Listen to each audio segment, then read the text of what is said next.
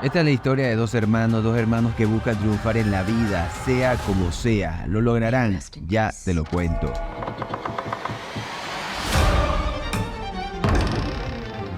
La historia comienza cuando un padre, Roderick, quien no para de ver imágenes horribles cada 2 por 3, despide al último de sus hijos vivos, luego de la muerte de los otros 5 de forma inexplicable. Un policía, August Dupin, atiende el llamado de Roderick para confesarle todos sus delitos en la casa de su madre, Eliza. No sin antes ofrecerle un trago con el licor más costoso que podría encontrarse. Un licor que se suele tomar el mejor día de tu vida y el último día de esa misma vida. Un licor que sin duda vale más que toda esa casa, solo mira el estado en el que se encuentra. August lamenta profundamente la muerte de sus 6 hijos, mientras su hermana Madeleine está abajo en la misma casa. Además de confesarle sus delitos, como bonus le dirá cómo murieron cada uno de sus hijos. La historia de estos dos hermanos, Madeleine y Roderick, comienza siendo unos niños, hijos de Eliza en 1953. Eliza, una mujer muy religiosa, asistente del director de una farmacéutica muy importante, Mr. Longfellow. Un hombre tan despiadado que decía que no importaba pegarle a los niños, ya que así más blandos se vuelven. Los niños, con una prohibición de ir a la casa de este hombre hasta que esos mismos niños rompen esta regla. Esto no le gustará nada a Mr. Longfellow. Aquí ni nunca era un trato. El dolor y el sufrimiento son como el beso de Jesús. Significa que te has acercado tanto a Él que puede besarte. 1962, ya adolescentes, una madre alterada y enferma postrada en la cama rechaza todas las medicinas que les ofrecen. Nos enseñó cómo curarnos y no es con medicina. Ella está obtusa con la enfermedad que tiene, ya que debe ser curada por Jesús. Los hermanos adolescentes van donde el tipo que no le importa golpear a los niños, le suplican casi para que los ayude, pero lo único que recibe es el desprecio de Mr. Longfellow, a pesar de saber que son sus hijos y a pesar de que Eliza siempre lo amó. Tomen su estafa y lárguense de mi propiedad. Eliza muere, los adolescentes la entierran en su patio. Una noche cualquiera, el adolescente Roderick se asoma a la ventana y ve que la mamá la desenterraron. De hecho, se ven también unos pasos que van hacia dentro de la casa. Los hermanos la llaman. ¿Mamá? Creen que entró. En la oscuridad, ellos discuten en qué hacer, pero la mamá los sorprende e intenta ahorcar a Roderick. Hasta que desiste cuando le piden perdón. Ella empieza su camino en plena tormenta, llegando a la casa del viejo maldito Mr. Longfellow. Este sale y ella solo se muere en paz cuando lo ahorca bajo la fuerte lluvia. En el presente, Roderick le explica a August que ese suceso simplemente fue borrado, eliminado de todo registro, y que su madre está al lado de él en este momento. En 1979, dos jóvenes adultos voluntariosos con distintos destinos aparentes, pero será el mismo destino que los una. Por un lado, August Dupin, quien recibe denuncias de personas que son citadas para hacer pruebas de una farmacéutica y luego de que mueren sus tumbas son profanadas. Y por otro lado, un adulto joven, Roderick, le presenta una droga revolucionaria a Rufus Wilmot, quien ahora dirige la empresa del difunto Mr. Longfellow, Fortunato. Roderick se presenta ante él. ¿Cuándo fue la última vez que le dolió algo? ¿Ayer? ¿En la mañana? Justo ahora. Artritis. Con el Lodon, un opioide reformulado sin efectos secundarios ni potencial adictivo. Esta promete ser la solución a todo tipo de dolores, desde los más leves hasta los más debilitantes. Las pastillas simbolizan no solo un alivio físico, sino también una promesa de un mundo sin dolor.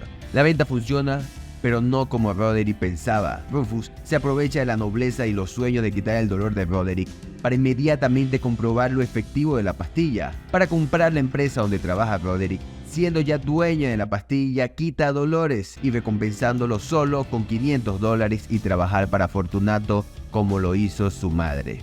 También tenemos a Madeleine, quien es una mujer muy astuta, pronosticando todo lo que vivimos al día de hoy, pero estando en 1979. Incluso un algoritmo podría escribir películas y programas de tele.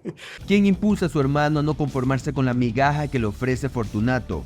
Es como esa vocecita del diablo que te dice que debes hacer, opacando a la vocecita buena, que en este caso sería la esposa actual de Roderick, Annabelle Lee, con quien ya tiene 2 hijos y es pura nobleza.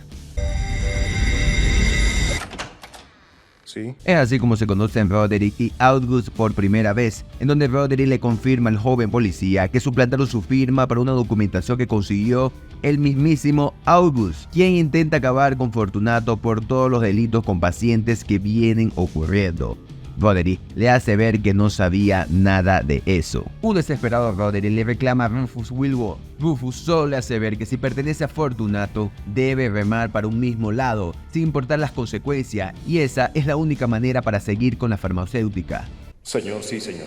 Ya el dueño le ofrece un carro último modelo de Bono, diciéndole que es su protegido. La esposa le hace ver a Roderick que es mejor que renuncie por ser una industria horrible.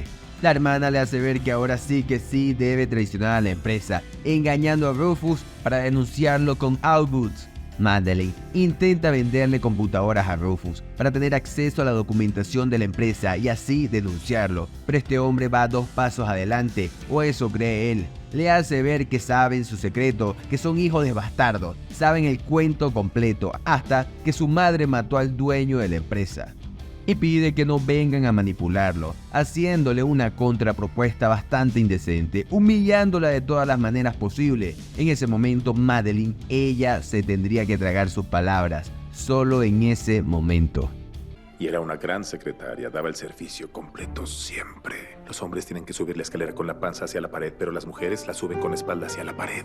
Confirmando así el odio de Madeleine hacia los hombres. Tengo la sospecha que viene dado por el padre que nunca tuvo. August aprovecha la información que le dio Rufus a Madeleine, en donde le informa dónde están los archivos guardados y que subestima a nuestros hermanos favoritos. Es ahí donde viene la misión de Roderick, de ir al almacén y encontrar la documentación que incrimine a Rufus y a Fortunato, poniendo en riesgo su trabajo, dejándonos ver que lo hace por tanto dolor que causa esta empresa a todo Estados Unidos. Cuando August ya tiene testigo, evidencia, llega el momento de la verdad.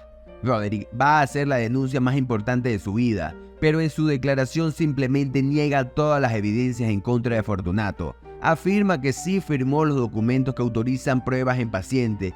Sigue dejando bien parado a Fortunato por todos lados, enfrente de un August contrariado, acusándolo de hostigamiento en su casa, presionando para hablar mal de Rufus y su empresa, con la satisfacción de Madeleine al salir de ahí, completando el primer paso del plan. Roderick convirtiéndose en el personal más importante de todo Fortunato, sin importar de seguir trabajando en una empresa sin ningún tipo de escrúpulos, pero lleno de dinero.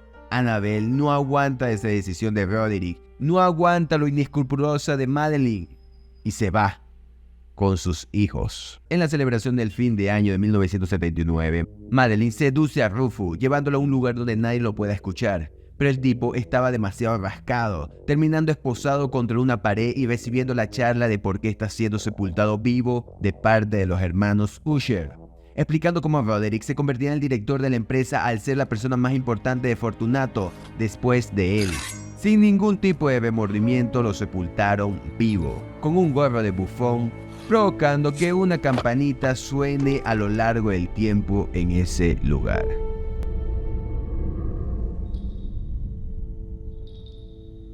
De ahí fueron a celebrar a un bar para que sirviera como una coartada al delito que acaban de cometer. Y aquí hay una situación. Se encuentran con la bartender típica, de esas que hablan mucho y además toma con ellos, y le pregunta cosas típicas, como que qué sueño tienen o qué les gustaría lograr en la vida. Cuando el bar se vacía, la bartender parlanchina, de piel blanca, cabello teñido de negro corto, le hace la propuesta para cumplir sus sueños y les pide algo a cambio. Inclusive, sabía el delito que hicieron esa misma noche y les dijo lo que obtendrían, siendo los reyes de Fortunato y nunca serán juzgados por los delitos que cometan. Es como si el diablo mismo apareciera haciendo una propuesta difícil de rechazar luego que cometes un delito.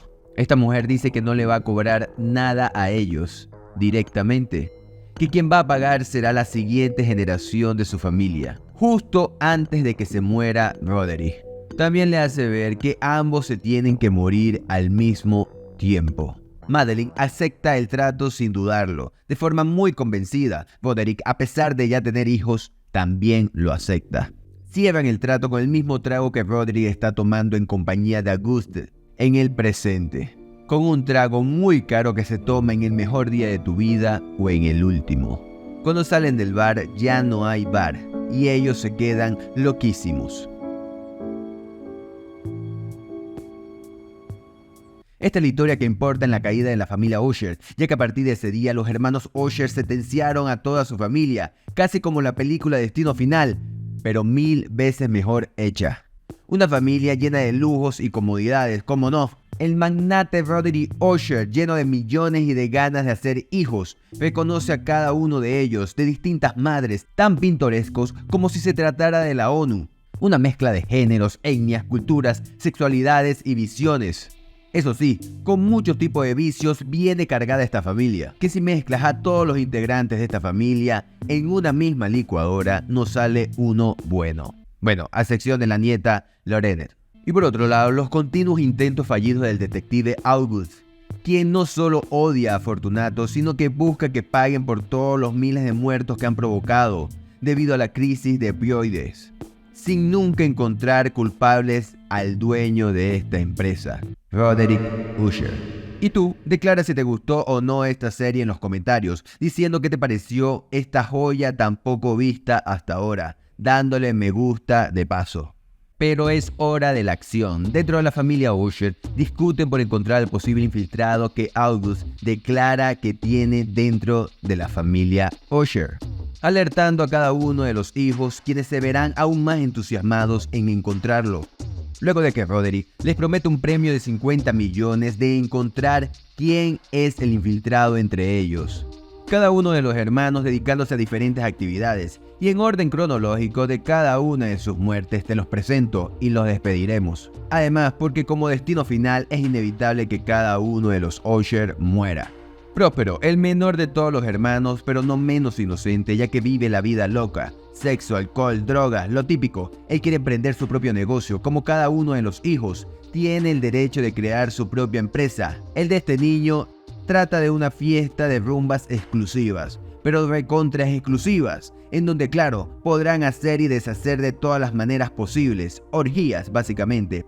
Para demostrarle a su papá lo rentable del negocio, armará una fiesta en una especie de localidad que parece un castillo, pero está full de químicos dañinos para el ambiente, el cual no ha sido derrumbado a pesar de que tendrían que haberlo hecho hace muchos meses atrás.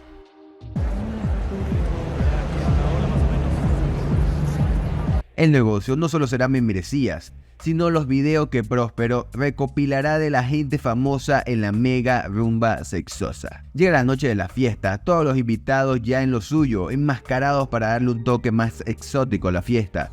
Y la frutica en el pastel, Morel Usher, la esposa de Frederick Usher, quien aburrida de su vida quiere darle un toque especial a su monotonía, invitada personalmente por Próspero. En plena fiesta, Próspero es atraído por una hermosa mujer rubia, la cual sigue hasta uno de los tantos cuartos equipados para culiar como si no hubiese un mañana. Pero esta mujer lo que hace es hacerle ver que él es un producto de las consecuencias y que hoy muchas personas pagarán las consecuencias de sus actos, yéndose y dejándolo con el pipí parado. Momento exacto que ve Próspero para abrir la llave del agua y caiga encima de todas las personas que bailan excitados y drogados, deseosos de sexo.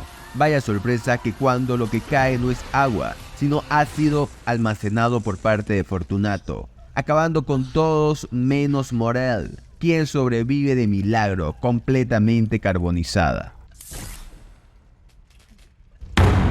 Camille Usher, como la más astuta, pero no hace nada peculiar, teniendo muy claro que cada uno de los Usher no hace nada en la vida, solo pagan para que otras personas hagan cosas. De hecho, su habilidad es conocer los secretos del resto de sus hermanos y follar con sus asistentes bajo contrato de confidencialidad, hasta que estos se cansan de hacerlo y son despedidos. En una de esas investigaciones de Camille, en el laboratorio de Victoria Usher, se encuentran con unos chimpancés usados como conejillos de India para las pruebas que hace Victorine para poder crear una especie de corazón artificial que permitiría que las personas vivan mucho más tiempo. El caso es que entra al laboratorio, a pesar de que la vigilante, que es la misma mujer rubia que estaba en la misma cama que Próspero, esta vigilante ahora la intimida, dejándole ver todo lo mal que le hace en contra de su hermana y lo malo que le hacen a estos animales la empresa de su familia, convirtiéndose en ese mismo animal con el que experimenta Fortunato, para luego matarla con mucha empatía. Vamos con Leo Usher, el bisexual gamer y creador de juegos. En una de las tantas rumbas con exceso de droga, esta familia probablemente sea la mayor consumidora de droga de Estados Unidos. Bueno, el caso es que mata violentamente al gato de su pareja gay, sin recordar absolutamente nada. Limpia todo el desastre provocado cuando matas a un ser vivo y de una se va a comprar un gato lo más similar posible al gato muerto. Llegando a una tienda de animales, ¿y qué crees? Encuentra un gato idéntico al que mató. ¿Y qué crees? La vendedora también es la misma mujer que ha estado presente en la muerte de sus dos hermanos difuntos. Tonto animal, me salvaste la vida. Cuando se lleva el gato a la casa, el gato no estará muy a gusto con su nuevo dueño. A estas alturas, ya debería saber quién es ese gato, o la gata en cuestión. Le empezará a dejar animales muertos a Leo regados por toda la casa. Cuando Leo llama a la vendedora para que se lleve a la gata, esta solo le hablará de lo increíble que son los gatos, que lo son, comparándolo con el papá, recibiendo un ataque frontal del gato, despertando la locura de Leo, destrozando su casa buscándola, sin importar que haya llegado el novio, y cuando le va a dar un martillazo en el balcón, cae desde arriba de su balcón muerto. La gata lo rodea, como cuando los gatos rodean algo. En vista de la muerte de un tercer Usher, Madeline empieza a recordar aquel fin de año de 1979, al descubrir que es la misma mujer del bar la que ha estado involucrada en cada una de las muertes de 3 de los hijos de Roderick Usher. Le pide a Arthur Pym, el mejor abogado que podrías encontrar, sin problema al momento de ensuciarse las manos por la familia Usher, limpiando cada uno de los delitos para que, al día de hoy, el imperio Usher siga en pie. Vamos con Victorine Usher, la científica que tiene una novia científica, quien es la que realmente hace el trabajo sucio.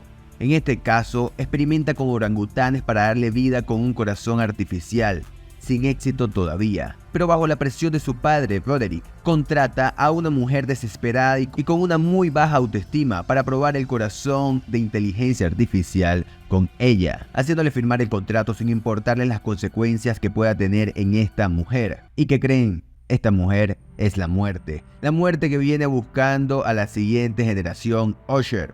Así es como, en un proceso de locura, Victorine llama a su padre Roderick, quien entiende la situación mental que está teniendo su hija, y así descubrimos que ella mató a su novia y colega.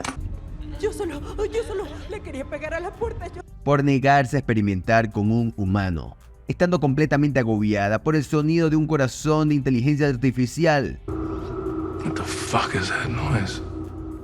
dentro del cadáver de su amada, asesinada por ella misma, mostrándosela a su padre. Roderick queda impactado, a pesar de no ser la primera persona muerta que ve. Es testigo de primera mano de cómo su hija se transforma en la muerte, dejando ver que el éxito lo es todo y que para tener éxito se necesita un mejor corazón.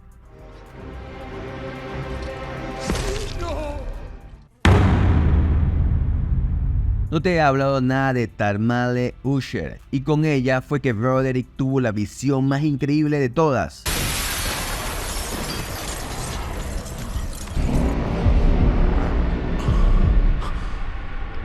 Esta mujer con gusto sexual por el hecho de que su pareja tenga relaciones con otras personas mientras ella lo observa.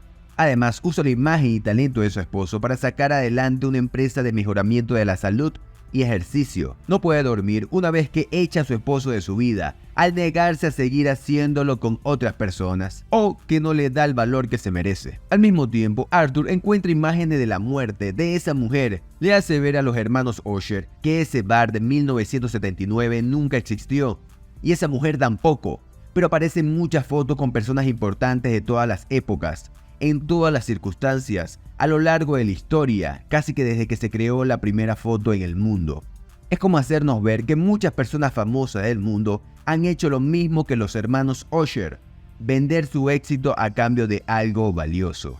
¿Se acuerdan de Morel, la mujer aburrida de su vida que terminó quemada en una rumba súper exclusiva? Vive, pero obviamente en un estado que apenas respira. El primogénito de Roderick está muy dolido con su mujer, quien quedó viva en una fiesta en la que básicamente todo el mundo termina teniendo relaciones desenfrenadamente. Morel empezará a recuperarse a pesar del daño físico y mental que le hace Frederick al inyectarle morfina para que no sienta cada vez que la lastima, ocultando todo lo que hace a los médicos, familias e hija. Lenore Usher, quien es la nieta de Roderick y quien es como la luz de sus ojos, ya que le recuerda mucho a su primera esposa, Annabelle, por su nobleza y lindos sentimientos. Tamerlan, en la presentación del producto estrella de su empresa, pierde el control completamente, ya que ve por todos lados a quien sino la muerte, que llegó a estar con su marido mientras ella lo observaba, y ahora la ve en todas partes, provocando esquizofrenia en Tamerlan, llegando a golpear a June Usher, la última esposa de Roderick, creyendo que era la muerte. Cuando llega a su casa, la muerte sigue jugando con ella, viéndola en todos los espejos de la casa, y vaya que son muchos, haciéndole ver lo mal que trató a su pareja. Le dice que le pida disculpas hasta llegar al espejo del techo. Tal vez no me creas, pero esta parte no tiene nada que ver contigo. No resistiéndose a romperlo y así acabar con su vida.